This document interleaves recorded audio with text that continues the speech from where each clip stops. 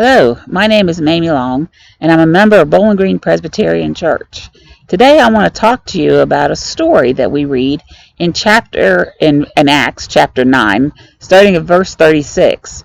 It's about a woman who in this story, it's a very short story about her, but she's called by two different names. Her Jewish name is Tabitha, and her Greek name is Dorcas. When I went to Kentucky Christian College, I lived in the dorm that was called Dorcas, and I didn't know who Dorcas was, so I had to look it up. Back then you couldn't Google. So I had to work and look it up and see who Dorcas was. We find out in these very short verses about her that she was a very loving and giving person. She made garments for the widows of Joppa, and whenever she died, it was quite an impact on this community to lose this woman. And so we find out at the beginning of this story that when she dies, that instead of preparing her body to be buried like they normally would have, they would have buried her very quickly. They actually place her body in an upper room, and they find out that Peter is nearby. He's in the next town over, and they send a couple men to him and ask him to please come to Joppa to see Dorcas.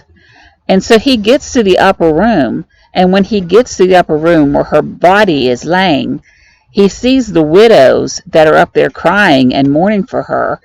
And while they're crying and while they're mourning for her, they're showing him all the garments that she has made for them. And I think that's just a wonderful way for her to have been remembered, that she's being remembered as a very loving and giving woman. And it says in there that some of the translations, whenever they talk about her giving, it wasn't something that she did one time. It says that she continuously did this, that she did it all the time, that she gave all the time. And we don't know a whole lot about her personal life, whether she was married or had kids or what was going on with her, but we do know how she lived her faith. She lived her faith by giving. And the story goes on, and it tells how Peter cleared the room out, and he got down on his knees, and he prayed for this. He prayed to God, and then he said to Tabitha, "Get up." And she did. She got up, and he introduced her back to, or presented her back to, the widows and the people of Joppa. And many people believed in the Lord because of this miracle that had happened. But I think we all need to strive to be like her, to be like Tabitha. We all need to give. And even though at this time, with all that's going on, it's hard to give, but I know I receive a phone call from my shepherd once a week, and it's great to get a phone call from her. We laugh and we talk, and it's good to hear from her, and it's nice that she reaches out.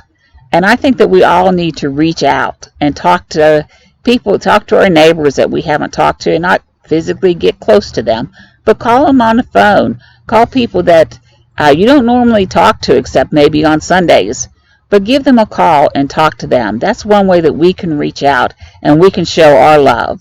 But whenever also other things that people are doing during this time with social distancing is that they're offering help to their neighbors who can't go out and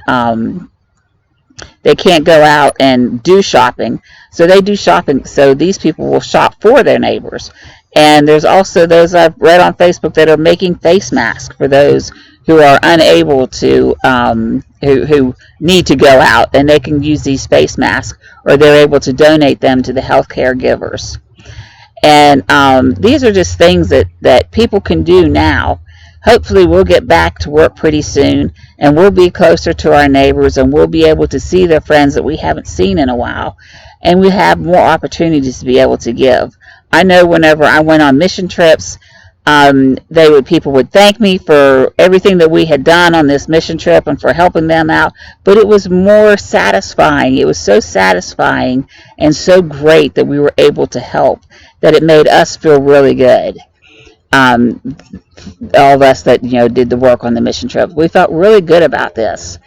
And I think that that's something that we all need to strive to do.